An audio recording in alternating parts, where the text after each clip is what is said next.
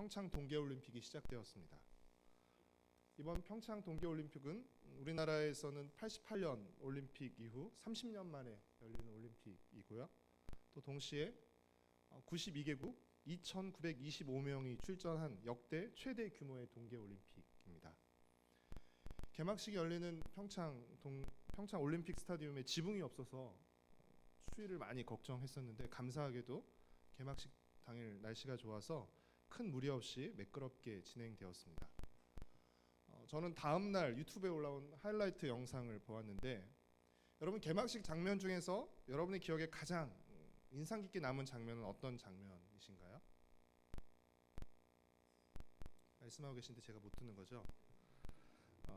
또 개막식에서 가장 스포트라이트를 받은 사람은 누구라고 생각하십니까? 김연아, 그렇죠? 올림픽 성화를 점한 김연아, 그렇죠? 아니면 역사적인 악수를 했다고 평가받는 문재인 대통령과 김정은의 동생 김여정, 아니면 시종일관 불편한 심기를 드러낸 미국의 펜스 부통령과 일본의 아베 총리. 이들은 모두 막강한 권력과 엄청난 인기를 가진 소위 잘 알려진 사람들입니다. 그러나 개막식을 지켜본 많은 사람들이 주목하게 된 잘 알려지지 않은 평범한 사람들이 있습니다. 이들은 바로 그리스를 시작으로 마지막 남북 공동 입장까지 개막식 내내 무려 1시간 동안 쉬지 않고 춤을 추며 분위기를 돋구었던 69명의 자원봉사자들입니다.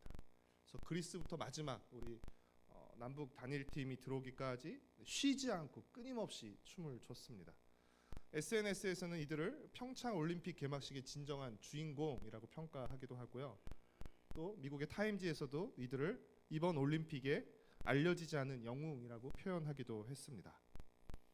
이 올림픽 개막식이라는 올림픽 전체 그리고 또 올림픽 개막식이라는 전 세계적인 행사에서 그들의 춤은 아주 작은 한 부분에 불과했지만 그들은 즐겁게 그 작은 한 부분을 감당했고 그 결과 그들의 춤은 개막식을 지켜보는 전 세계 사람들을 수십억의 사람들을 즐겁게 해 주었습니다. 우리가 지난주부터 살펴보고 있는 사도행전은 누가복음과 한 쌍으로 이루어진 책입니다. 책의 전편인 누가복음이 승천하시기 전까지의 예수님의 삶과 사역을 기록하고 있다면 이 책의 후편인 사도행전은 승천하시고 난 이후 예수님의 제자들의 삶과 사역을 기록하고 있습니다. 그렇다면 이러한 구조와 내용은 무엇을 보여주는 것일까요?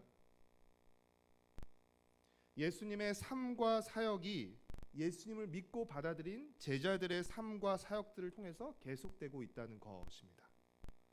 그렇게 사도행전에서 사도들이 병을 고치고 기적을 행하는 모습은 예수님의 치유와 기적의 연장선상에 있는 것이라고 할 수 있는 것입니다. 예수님이 공생애를 시작하시면서 말씀하신 첫 번째 메시지가 무엇이었죠? 공생애를 시작하시면서 하신 첫 번째 메시지, 회개하라, 천국이 가까웠느니라 였습니다. 여기서 천국은 하늘에 있는 나라가 아니라 하나님이 다스리는 나라를 의미하고요. 이 하나님의 나라가 가까웠다는 증거는 무엇이죠? 바로 그 나라의 왕이신 예수님이 이 땅에 오셨다는 것입니다. 예수님의 첫 메시지는 하나님의 나라에 관한 것이었습니다. 그렇다면 승천하시기 전 예수님의 마지막 메시지는 무엇이었죠? 사도행전 1장 3절 말씀을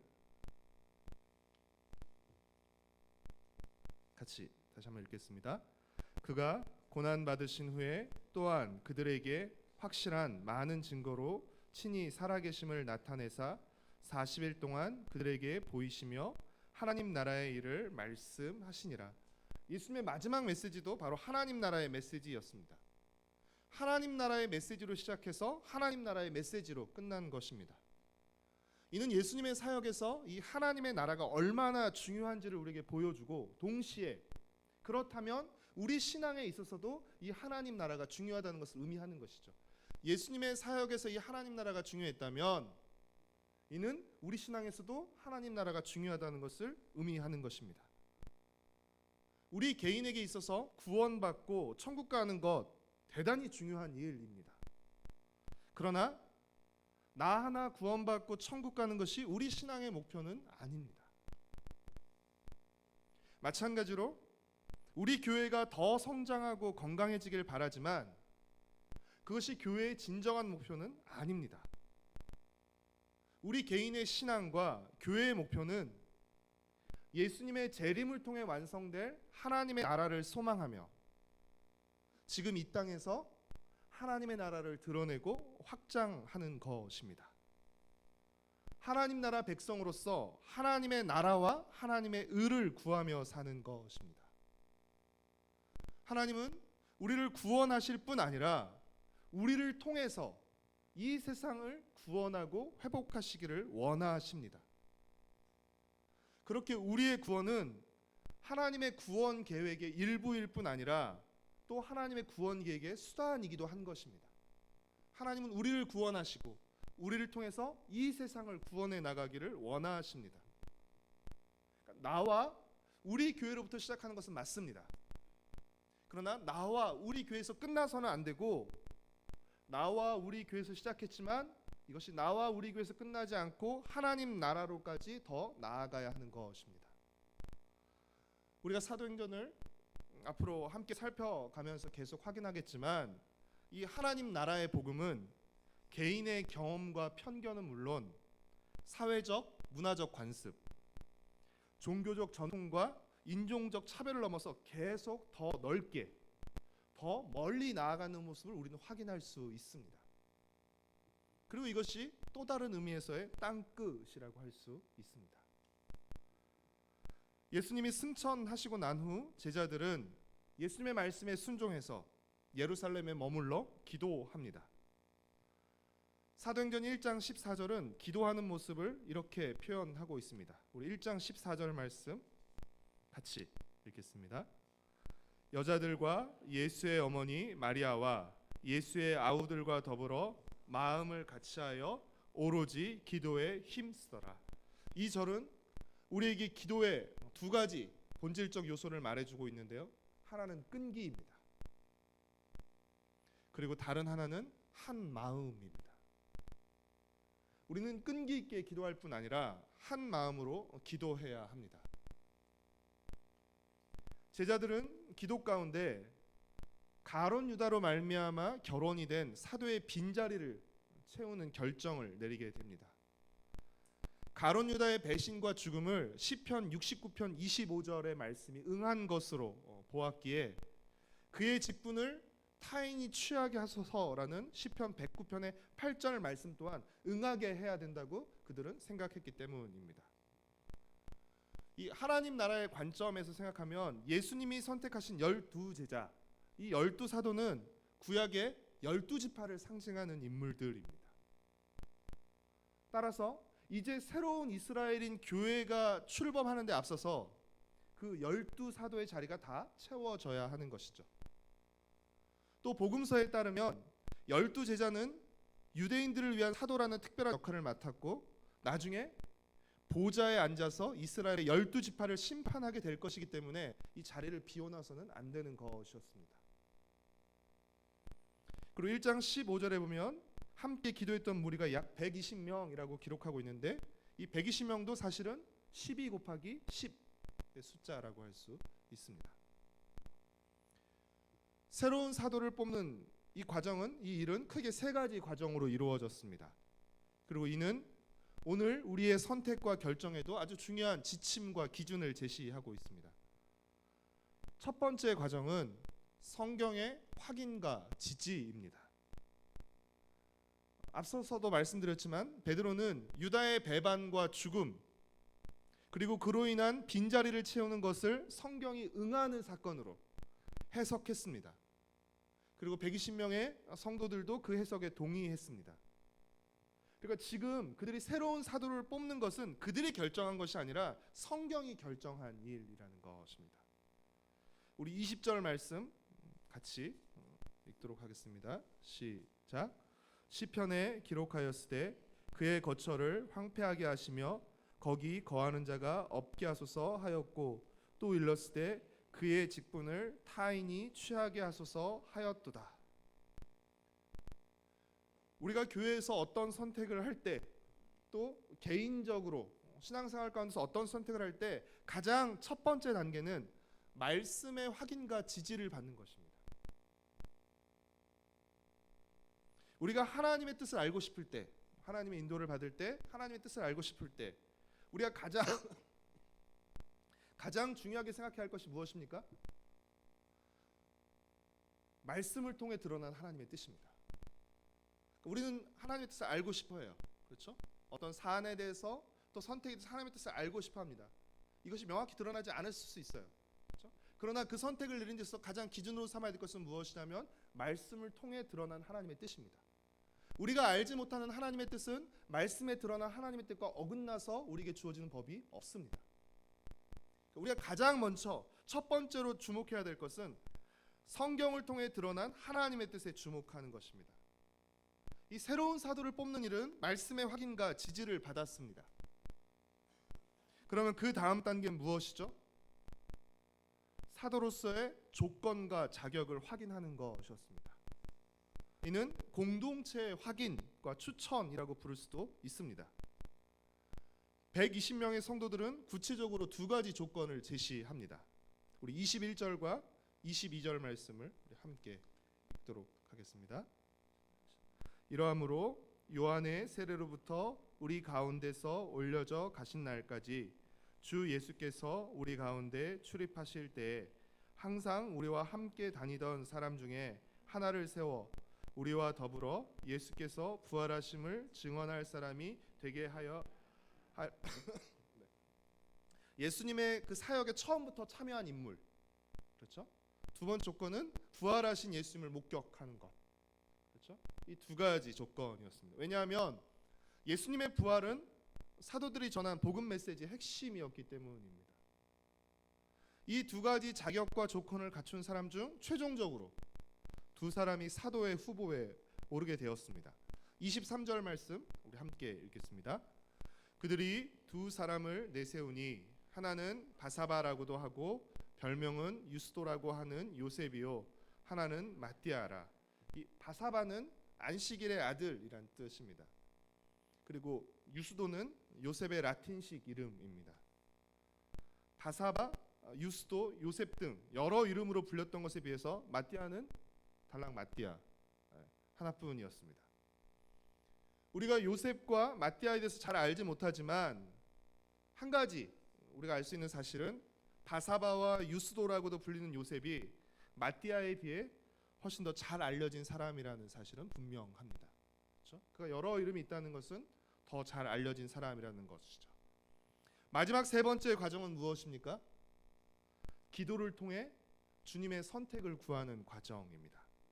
24절과 우리 25절 말씀을 함께 읽겠습니다. 그들이 기도하여 이르되 뭇사람의 마음을 아시는 주여 이 두 사람 중에서 누가 주님께 택하신 바 되어 봉사와 및 사도의 직무를 대신할 자인지를 보이시옵소서. 유다는 이 직무를 버리고 제 곳으로 갔나이다 하고. 원래 이 사도는 예수님께서 선택하신 제자들이었기 때문에 예수님께서 새로운 사도도 선택해 주시기를 기도한 것입니다. 그 결과 제비를 뽑아서 마띠아가 새로운 사도로 뽑히게 되었습니다. 우리가 공동체의 지도자를 세우거나 어떤 일을 결정할 경우 말씀의 확인과 공동체의 추천을 거쳐야 합니다. 그러나 최종적인 선택은 주님이 하시도록 하셔야 하고, 그렇게 교회 안에서의 모든 결정은 그 결정이 내려지기 전에 기도를 해야 하는 것입니다. 여러분, 만약 말씀의 확인과 공동체의 추천만 받았다면 사실 누가 사도가 될 확률이 더 높았을까요? 바사바라고도 불리고 또 유스도라고도 불렸던 이 요셉이 될 확률이 훨씬 더 높았을 것입니다. 왜냐하면 그는 마띠아보다 훨씬 더 명성이 높고 잘 알려진 사람이었기 때문입니다. 그러나 기도 후에 제비 뽑기를 통해서 마띠아가 새로운 사도로 뽑혔습니다. 이 마띠아라는 이름의 뜻은 하나님의 선물인데요, 그의 이름 그대로 그는 하나님의 선물을 사도의 직분, 하나님의 선물을 사도의 직분을 맡게 된 것입니다. 구약 성경과 그리고 사도행전 1장, 여기서는 하나님의 뜻을 묻고 확인하는 과정에서 제비뽑기라는 방식이 나오게 됩니다. 그렇죠? 그러나 사도행전 2장 성령 강림 이후에 더 이상 성경에서 제비뽑기 방식은 나오지 않습니다. 그리고 사도행전에 새로운 방식이 등장하죠. 그것이 뭘까요? 바로 회의입니다. 회의. 성령을 받은 사람들이 함께 말씀을 근거해서 상황을 해석하고 또 서로의 의견을 주고받으며 공동체가 일정한 수준의 결정과 합의에 이르게 되는 모습이 사도행전에서 계속 그 이후에 나타나게 됩니다. 우리는 선택에 있어서 명성과 조건을 중요시 여기지만 우리 주님은 다르십니다. 우리 주님은 명성이 높은 사람, 학벌이 높은 사람을 선택하시는 것이 아니라 주님의 명성을 높이고 또 주님의 능력을 의지하는 사람을 선택하십니다. 바울이 이방인에게 복음을 전하는 사도로 선택받은 것은 그가 가말리엘의 문화라는 뛰어난 학벌 때문이 아니라 살든지 죽든지 내 몸에서 그리스도가 존귀하게 되게 하기를 원한다라고 고백했던 그의 마음, 또 그의 헌신 때문입니다. 사랑하는 성도 여러분, 교회 안에서 또 주님을 위한 일에서 그 일의 크고 작음, 경중을 따지지 마십시오. 중요한 것은 그 일이 하나님을 위한 일이라는 사실입니다. 그 일이 크든 작든 아주 사소해 보이는 일이라 할지라도 그 일이 주님을 위한 일이라는 사실입니다. 우리의 명성에 연연하지 마시고 주님의 명성에 연연하십시오. 우리의 선택과 결정이 주님의 명성에 누가 될 것 같다면 하지 마십시오. 그것이 지혜로운 선택과 결정입니다. 우리가 주님을 높이면 주님께서 우리를 높이십니다. 이것이 가장 영광스러운 길이며 삶인 것입니다.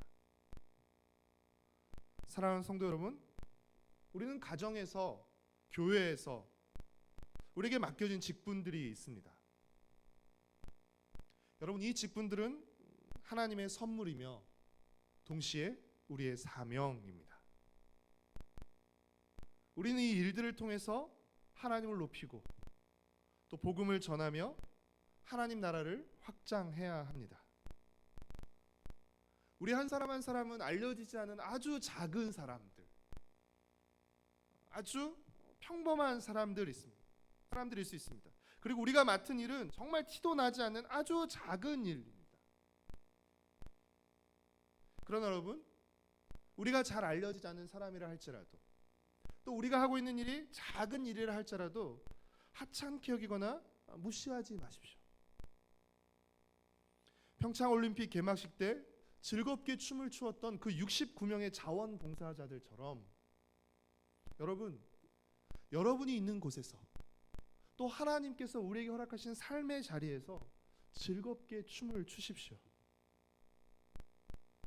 사람들이 잘 알아주지 않고 알려주지 않아도 내 삶의 자리가 하나님 나라의 아주 작은 구석퉁이에 그 모퉁이의 한 부분을 감당하는 것이라 생각하시고 그 작은 일들을 또 우리 삶의 자리를 기쁘게 감당하는, 그래서 더욱 영광스러운 삶을 살아가는 저와 여러분 또 우리 가정과 세대로 공동체가 되기를 소망하고